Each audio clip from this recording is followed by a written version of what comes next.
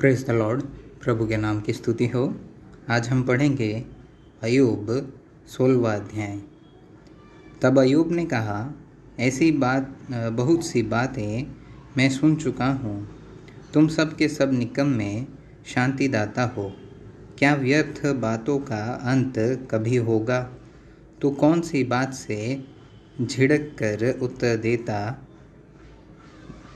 जो तुम्हारी दशा मेरी सी होती तो मैं भी तुम्हारी सी बातें कर सकता।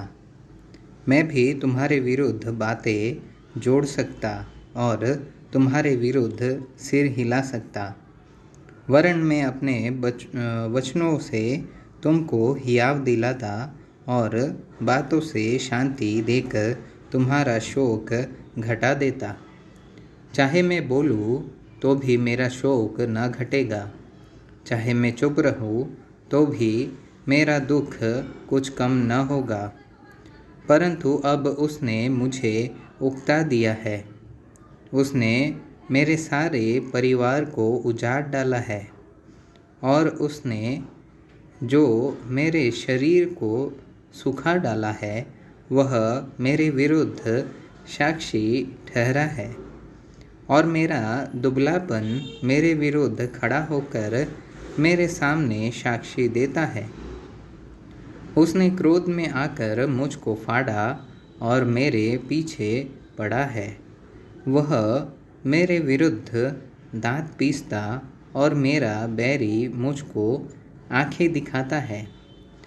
अब लोग मुझ पर मुंह पसारते हैं और मेरी नामधराई करके मेरे गाल पर थपेड़ा मारते और मेरे विरुद्ध भीड़ लगाते हैं। ईश्वर ने मुझे कुटिलों के वश में कर दिया और दुष्ट लोगों के हाथ में फेंक दिया है। मैं सुख से रहता था और उसने मुझे चूर चूर कर डाला। उसने मेरी गर्दन पकड़कर मुझे टुकड़े टुकड़े कर दिया। फिर उसने मुझे अपना निशाना बनाकर खड़ा किया है। उसके तीर मेरे चारों ओर उड़ रहे हैं। वह निर्दय होकर मेरे गुर्दों को भेदता है और मेरा पित्त भूमि पर बहाता है। वह शूर की नाई मुझ पर धावा करके मुझे चोट पर चोट पहुंचाकर घायल करता है। मैंने अपनी खाल पर टाट को सी लिया है और अपना सींग मिट्टी में मैला कर दिया है। रोते रोते मेरा मुंह सूज गया है और मेरी आँखों पर घोर अंधकार छा गया है। तो भी मुझसे कोई उपद्रव नहीं हुआ है और मेरी प्रार्थना पवित्र है।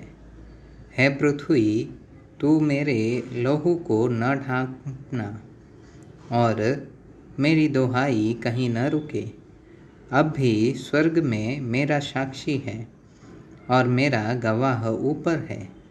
मेरे मित्र मुझसे घृणा करते हैं, परंतु मैं ईश्वर के सामने आंसू बहाता हूँ कि कोई ईश्वर के विरुद्ध सज्जन का और आदमी का मुकदमा उसके पड़ोसी के विरुद्ध लड़े।